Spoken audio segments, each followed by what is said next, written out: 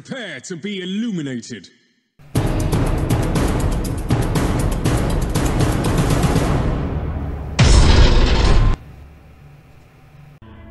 Hi guys, in this video I'm going to be going through the different cards available in the Iron Hands deck in Horus Heresy Legions. So, the Iron Hands were one of the first new legions introduced with the Isstvan 5 expansion, and as such they actually brought two new mechanics to the game. The first was the Relentless mechanic, where a card, so a Warlord or a troop, automatically takes an action at the beginning of each of its turns. The second thing which was introduced with the Iron Hands was Vehicle Synergy. Now Relentless works really well. The Vehicle Synergy of the Iron Hands doesn't quite work as well, and I'll explain why when we take a look at the cards which they have. Now the Iron Hands get 4 Warlords, and they all play very differently to the Sons of Horus in particular. The Sons of Horus are all about high initiative, fast Warlords, and cards which do a lot of removal. Whereas the Iron Hands tend to be about lower initiative, slower Warlords who all help with maintaining board presence. So they're all about getting lots of troops on the board and overwhelming the enemy that way. So we get 4 Warlords. The two most popular ones on Terra tend to be Gabriel Santar and Ferrus Manus. Amadeus Duquesne and Shadrach Medusin can be built to be competitive, but your games are much harder with them, and it's harder to keep a high victory percentage with those, but they can still win at the highest levels. Alright, so with that, let's take a look at the 4 Warlords first.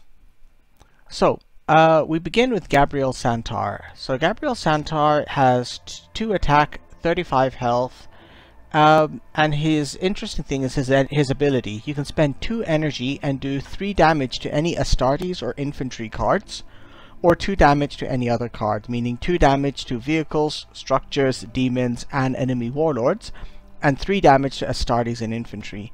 This tends to be pretty powerful because most of the time in the first couple of turns the enemy is playing a lot of Astartes and Infantry units and few units of other types, which means Gabriel Santar can sort of wipe out what the enemy is putting down and help keep his own board dominance up that way.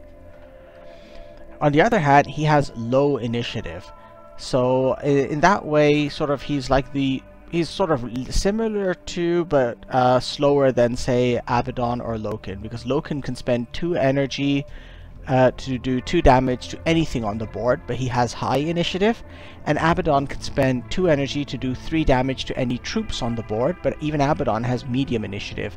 So Gabriel Santar is sort of a cross between the two, but the trade-off is he's got low initiative, so you're much more likely to go second in the game and be perpetually stuck trying to react to the enemy instead of setting the pace yourself. The next most popular Warlord is Ferrus Manus. As the Primarch, he gets the normal base Primarch stats of 2 attack and 40 health.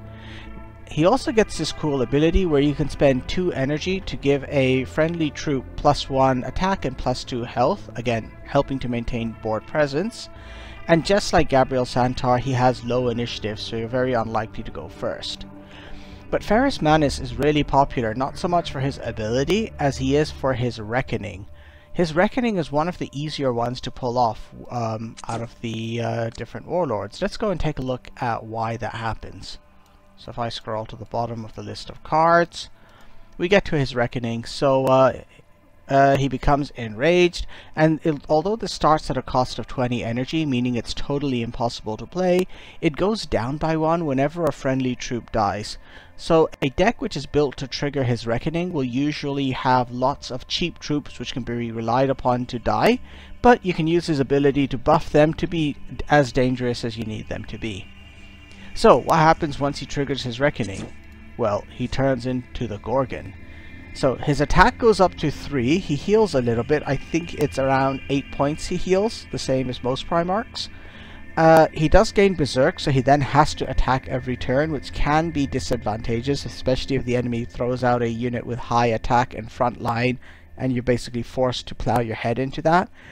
But every turn, and this is where his Relentless ability comes in, he gains +1 attack, so he gets more and more and more dangerous, and he heals for 1. Now healing for 1 each turn doesn't sound like a lot, but the Iron Hands get a couple of decent healing abilities and troops, and this will just compound with those. So he can become very dangerous and become a real headache to deal with after he triggers his Reckoning. If you play smart. You might just get outmaneuvered by the enemy who can just distract him with lots of frontline units, and then you're sort of stuck. He also gets quite vulnerable to being stunned, so watch out for that. Alright, so that was Ferrus Manus. Now let's go back and take a look at the other warlords. So we're going to start with Amadeus Duquesne. So Duquesne has decent looking stats, 2 attack and 35 health, just like Gabriel Santar. He's got this fantastic Relentless ability where he can heal 1 at the beginning of his turn to each troop which is directly neighboring him. And then his special ability, though, it's not offensive. Instead, he spends 1 energy and he gains front line until your next turn. Now this means the enemy troops will be plowing headlong into him, but it does mean that he gets to sort of protect his troops from direct attack, although they're still vulnerable to abilities and to tactics. But his own troops will not be attacked directly while he's got his ability on. So the idea is you can protect your troops, absorb a couple of hits, hopefully use some healing cards to heal yourself after those, and then smash the enemy with your currently undamaged troops. He also does have medium initiative, which makes him one of the faster Iron Hands warlords. The other warlord is Shadrach Medusan. Now Shadrach Medusan initially starts off looking much weaker than the rest, because although he has 2 attack like they all do, he only has 30 health. But he does have Survivor 5, which often means he can take even more than 35 points of damage in a turn. Well, in a game. But what's really cool about Shadrach is his energy ability. You spend 1 energy and you can choose one of your units to gain sneak attack, allowing it to attack without taking damage, which again helps you maintain that board presence, which is critical to winning. I really find him to be the most interesting Iron Hounds warlord to play as a result of this, and so my next video will actually be showing you how to build a cool Shadrach Medusan deck and demonstrating it in action. Alright, so with that, let's get into looking at the actual cards which they have available. So we start off with Bionic Eye. So this is a cheap tactic. It costs 1 energy. It's pretty handy. It heals 2 to a friendly unit. Usually you'll be trying to heal your warlord with that. Sometimes you can use it to heal a really critical troop, but what you really want this card in your deck for is the other side of it, which is that all enemies lose stealth. This really helps the Iron Hands to deal with stealth heavy enemies. It's a good card to include for that ability alone. Being able to heal is a bonus on top. Next up is Pharos Squad. These little guys are probably my favorite 1 energy troop in the game. Their stats are honestly pretty good for 1 energy. They have 1 attack and 3 health, meaning it's relatively hard to kill them. But what you really want to use them for is their energy ability. After they've been deployed, from the next turn onwards, you can spend 1 energy and these guys can deal 2 damage to anyone at all. Early game, this can be a giant help to you. And honestly, with coupled with, say, Santar's ability, it means that in turn 2 of the match, you can actually probably deal up to 5 damage to an enemy. So that'll usually kill most tough units the enemy puts out early on in the game. So these little guys are great to have. Power Mace is a handy little tactic. It's quite cheap at a cost of 1 energy, and it gives +2 to any +2 attack to any friendly troop. This is normally pretty good. The one thing I just find is that when you can only have 30 cards in your deck, this one just doesn't seem to be worth it. It doesn't give your units any health, so they're just as easy to kill, and many units might even just die while attacking. So it sort of ends up being a +2 damage in 1 turn effect as a result. Honestly, I'm not a huge fan of that, so I usually don't want one of my 30 cards being wasted with a Power Mace. Next up is Heavy Weaponry. This is the first of the vehicle synergy cards which we're going to see for the Iron Hands. It's also one of the worst ones, so it gives +2 attack to friendly vehicles on the board. Now here's the thing, if you only have 1 vehicle on the board, it's basically the same effect as a Power Mace at twice the cost of Power Mace. This only really escalates once you have more than 1 vehicle on the board. That's where it becomes worth it. but that situation tends to be surprisingly tricky to pull off. So as a result, I generally don't like heavy weaponry. Perhaps as more neutral vehicles get introduced into the game, it might become more worthwhile in a vehicle heavy deck, but just right now it just feels a little bit hard to use. Because as I said, you really need 2 or 3 vehicles on the board to justify playing this card. So I rarely use, I've never used it in an actual deck, so I'm going to pass on this one. Now on the other hand, Terric Squad. Apart from Ambassador Melgator, these are probably the best 2 energy unit in the game, because their stats alone are also pretty good for 2 energy. They have 2 attack and they've got 3 health, so they're pretty tanky for a 2 energy unit, tough to kill. But they've got this fantastic rally and relentless ability. The moment you put them into play, they'll immediately do 2 points of damage to a random enemy, and at the beginning of every turn while they're alive, they'll also do 2 points of damage to a random enemy. These guys are great. I love having them in my hand, love having them on the board even more. Definitely include them in every Iron Hands deck. Next is the Storm. Now this card is a meme. You will never include it in a serious deck. You will only include the Storm in a deck which you want to where you want to play this card and then boast about somehow managing to win the game despite it, or even better, because of it. Let's take a look at what it does. The first sentence is all great. Any troops you have in play gain front line and they gain survivor, meaning that they're going to defend your warlord, like that your troops must be attacked first, and when they die they come back to life, so they're going to take a pounding before they go down. Now the bad news is the second sentence. Enemy cards cost 5 less until your next turn. This means that when you play the Storm, it's quite likely the enemy Warlord will mostly empty out their hand onto the board, and if you've played it at the wrong time, you're going to get overwhelmed, outnumbered, and just beaten down very quickly. On the other hand, and this is why it's a bit of a meme card, sometimes you might be able to play the Storm in 2 situations where it's actually fantastic. One is where you've got a couple of cards in hand which will kill almost everything that the enemy plays next. So you've got a couple of like maybe defense satellites, or you have the Fall of Gardenol, we'll see more about that later, or some other card which is going to do lots of damage. Then the Storm can help you win. The other situation where the Storm can help you win is very late in the game. If your enemy has very few cards in hand, well then it doesn't matter if they play them all. So if you, in a situation like that, if you've got a couple units on the board and the enemy has hardly any cards in hand, the Storm can help you win there, because your units on the board suddenly become extra strong because they gain survivor, and at the same time your enemy is sort of going to empty out his hand and then be struggling even more for the rest of the game. Alright, so that's the Storm. Generally do not include it unless you're making a deck specifically to show off that you're able to win with it.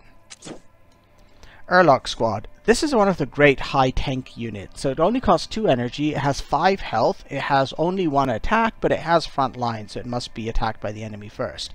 This is basically an improved version of the Imperial Army Bunker card, because it's cheaper. I think Bunker costs 3 energy, and unlike a Bunker, this thing can actually attack. Also, Ferrus Manus can buff the hell out of this thing and turn it into a pretty nightmare unit, because for 4 energy, Ferrus can play this guys and turn it into a 2 attack, 7 health frontline unit, and every turn it survives beyond that, he can keep giving it more health and more attack. So this is definitely a must have for a Ferrus Manus deck, and it's pretty handy for almost any other Iron Hands Warlord. Varric Squad is sort of the reverse of Urlock Squad. So these guys have really high attack but very low health.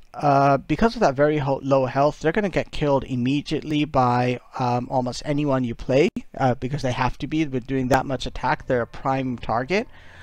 You'd only really want to include these guys if you're playing Ferrus Manus and you plan to immediately use his ability on them to give them 3 health in total and 5 attack.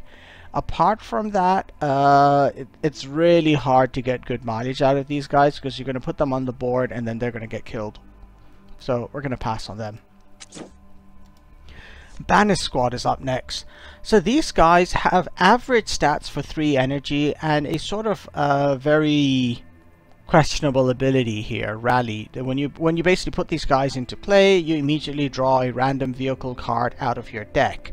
Now, unless you have a deck which is built specifically around having one of a small number of vehicles in your hand and ready to play, this ability is not that great. Having said that, the Shadrach Medusan deck, which I'm going to use in my next video, absolutely requires these guys to work properly. So unless you know what you're doing, you probably want to include other cards for 3 energy instead of these guys. Sistar. Now this guy is one of my favorite cards in the game. If you remember from my Imperial Army video, the Imperial Army gets a legendary card called Jubak Starsight. And what Jubak does is, at the end of each of your turn, he randomly copies a card from the enemy deck and puts it in your hand. That's great because more cards in your hand always helps, because it gives you more options on what to play. I personally think Sistar is even better than that. Now, unfortunately, his special action happens at the beginning of your turn, not at the end, so he's got to survive until the start of your turn. But at that point, he's going to draw an extra card out of your own deck and reduce its cost by 2. So this is good because, just like with Jubak, it gives you more options, except it's drawing it out of your own deck, so the odds are your deck has been built in a way which supports your own strategy, so he's drawing a more useful card for you. As well as that, you're getting the card in your hand, as well as that you're hunting through your deck, so you're more likely to get the cards you really need. And on top of that, he discounts the energy cost of that card by 2, so it becomes easier to overwhelm the enemy. Honestly, if you play Sistar and he survives until the start of your next turn, he's already been well worth it, because he will have probably taken some damage from the enemy, as well as given you another card at reduced cost. If he survives multiple turns, you're probably going to win the game, because he's just giving you lots of cheap card options to play, and that's going to help you overwhelm the enemy. So he's fantastic. Definitely include him in all your Iron Hands deck. Next up is Eutropius. So these guys are kind of cool. Their stats, again, start off as pretty average, but at the beginning of each of your turns, they gain +1 attack and +1 health. So if they survive, or you can get them healed up, they can turn into some real beasts very quickly. Also, because of that ability, they tend to be prioritized for destruction after you put them into play, which means also they're effectively a frontline unit, because anyone has to be insane to leave Eutropius alive, because he's going to just keep getting stronger and stronger and stronger. I like this card. I tend to include it in all my decks. Alright, next up, Halmech Squad.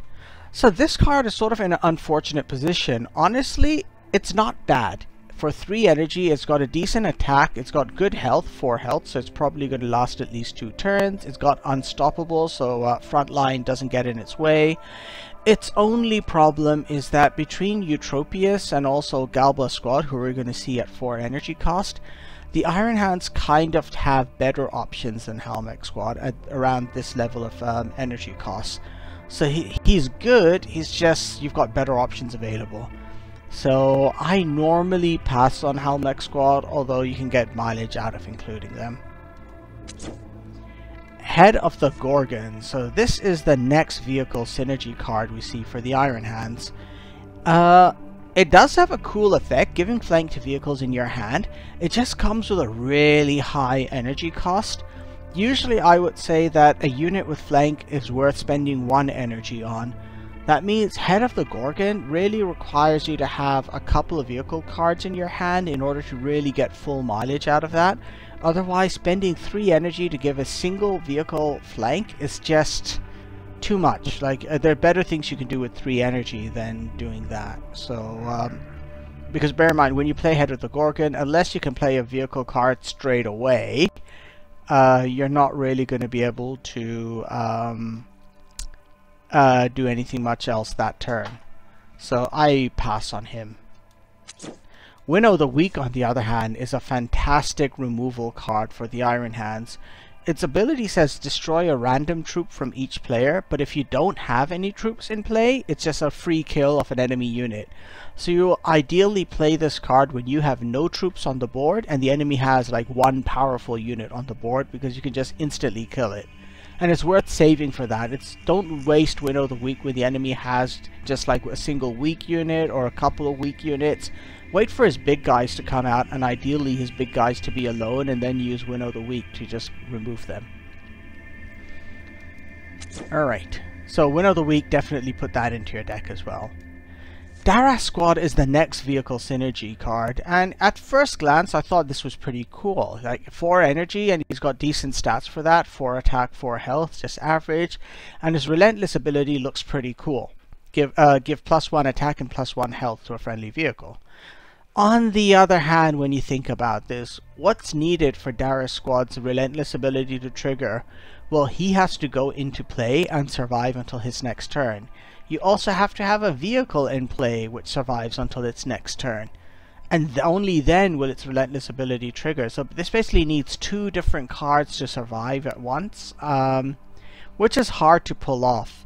So I've only ever really included Dara Squad when I didn't have many other good options at 4 energy. I will normally say pass on these guys, because once you put them in play, if you've got vehicles already on the board, your enemy will be trying to kill either the vehicle or these guys just to stop the relentless from triggering. So nah, I don't like them. Deus Ex Ferrum, on the other hand, this is fantastic. It's one of the strongest healing cards in the game. It heals 5 to your Warlord for just 4 energy, but it also heals 5 to every one of your other units as well. So it really helps you to keep board presence, because all of a sudden your badly damaged troops are turning back into full health troops. Removing poison is a nice bonus, but with Death Guard becoming less popular, you tend to see less poison around here. But Deus Ex Ferrum is a great one. You definitely want to include it, and you definitely need this if you're playing Amadeus Duquesne, because in his front line mode he will be taking a pounding, and you need Deus Ex Ferrum to heal him back up. So yep, this is a great card. Also, this is good for Ferrus Manus, because while he's healing up in Gorgon mode, this card can actually really supplement that healing a lot too. Galba Squad. This is probably one of my favorite Iron Hand cards. When you play this card, you will see your enemy freeze for a moment while he thinks about how to handle it. Because their stats are sub-average for 4 energy to begin with, only 3 attack and 4 health, but each time the enemy Warlord puts a troop into play, they gain 1 attack and 1 health, and this can escalate very quickly if your enemy fails to kill these guys and yet keeps playing troops down.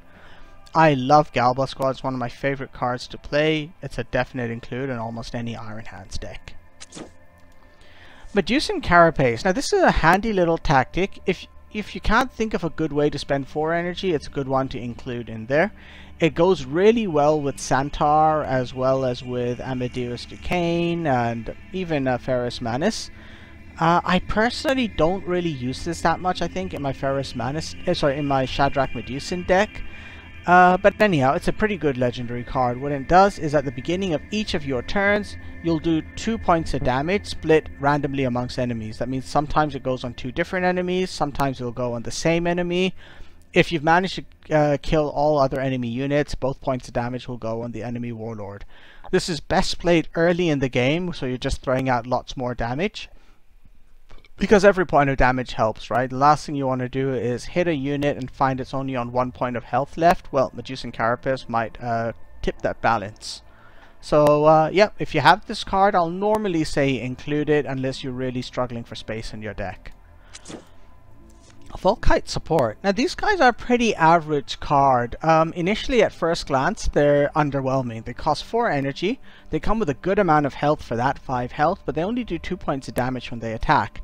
But if you've put these guys in play, you want to use them for their energy ability, right? You spend 2 energy on them, and they can deal either 5 damage to a vehicle or structure, which will kill many vehicles and structures outright, or they'll do 2 points of damage to any other unit, which is a respectable trade-off. Spend 2 energy to do 2 points of damage. It's kind of alright. They're sort of basically acting like a Gavriel Loken of your own.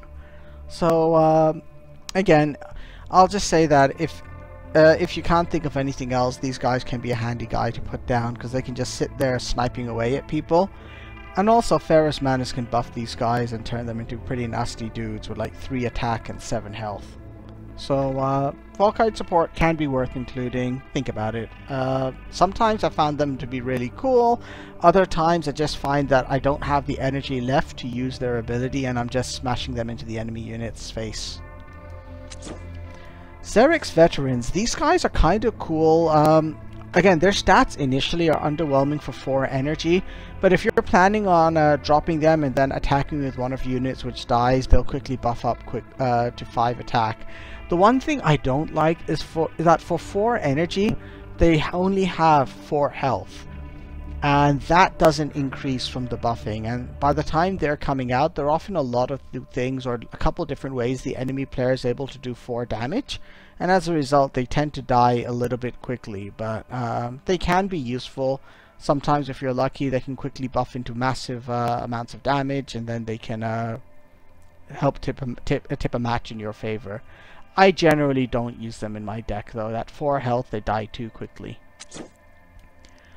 Captain Bargus. This guy is fantastic. He's got to survive until the beginning of your next turn, but if he does, all of your troops, meaning all of your infantry, space marines, structures, vehicles, whatever, gain +1 attack and +1 health.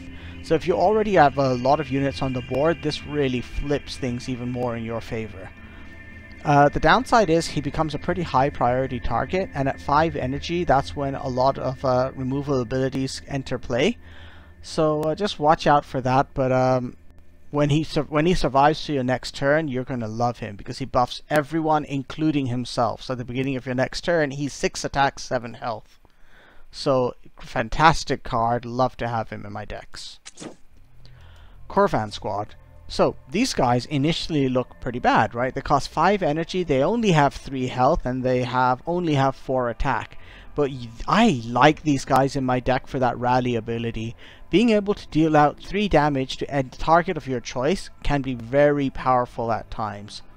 So you put these guys down, they deal out 3 damage, and usually, I mean, for them being able to do 4 damage makes them a pretty tempting target, especially because they only have 3 health. So you'll find the enemy will try and waste time or energy killing these guys afterwards instead, which buys you some time.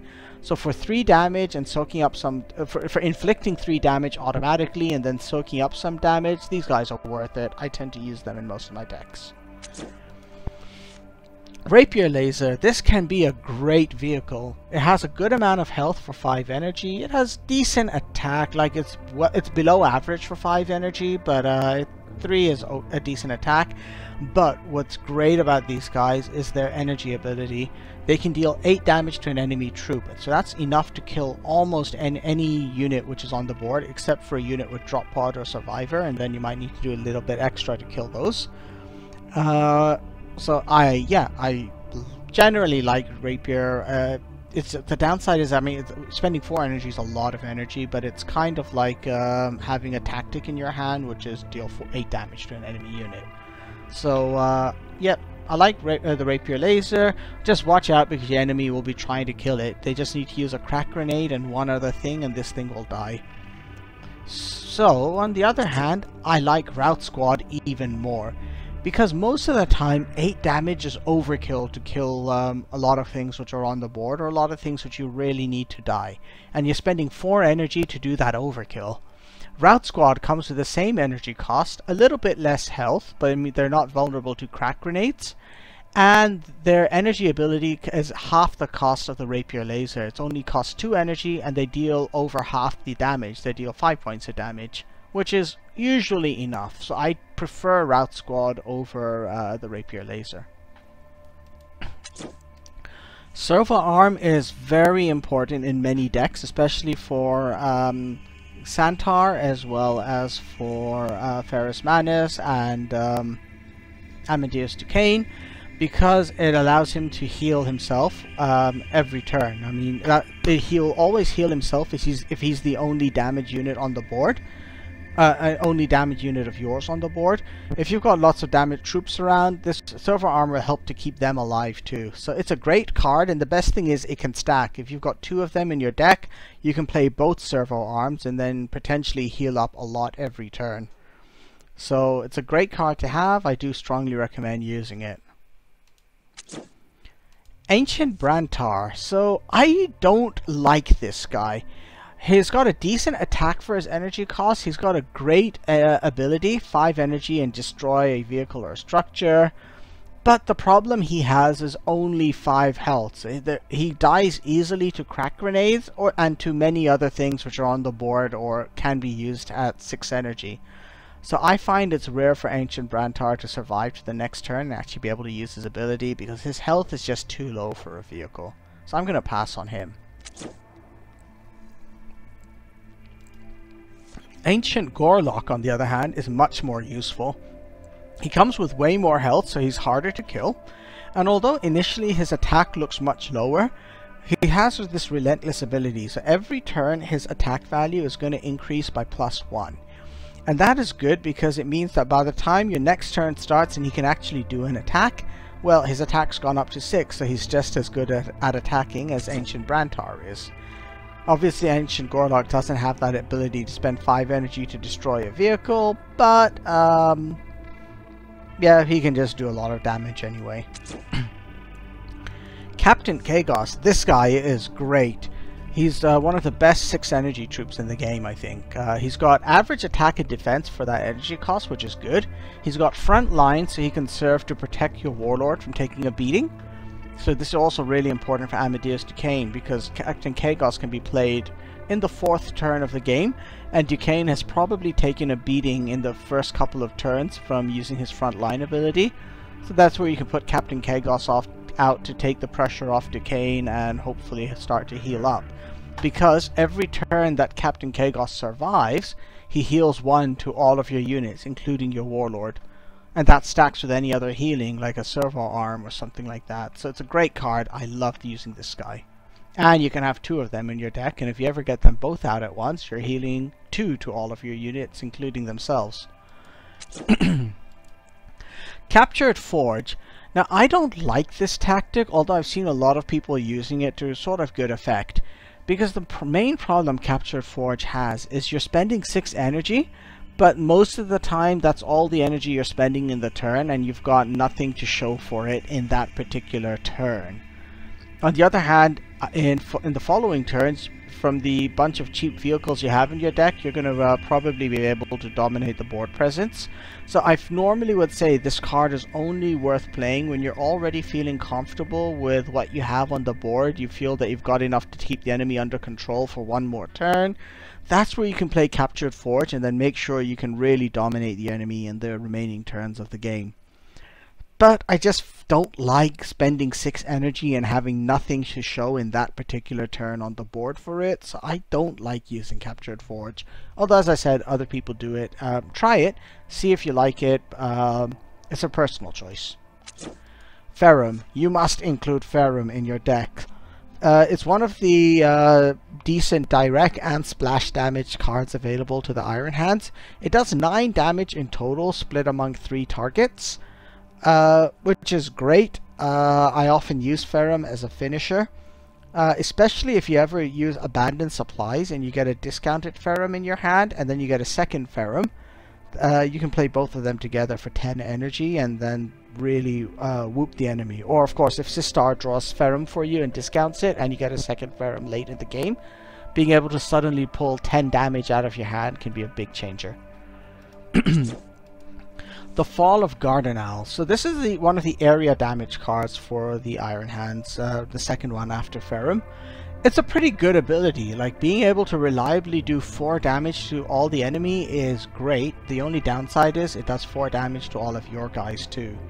So it's a personal preference choice. I rate this card as being slightly above average, but I just don't like damaging my own units, so I rarely use it. You'd need Fall of Gardenal if you're ever building a deck with the Storm though, because you need this card to be able to be played immediately after the Storm to try to kill the enemy units. Marlock Terminators. I personally don't like these guys, just because their relentless ability only affects them, and it doesn't help them do any more damage, and it's only healing 2 points, and a lot of the times that's not enough to keep them alive this late in the game. Like, they come out in the 5th turn of the game and there's a lot of high damage units by then, so I rarely find that their Relentless ability becomes epic or game-changing, so I will usually pass on Warlord Terminators.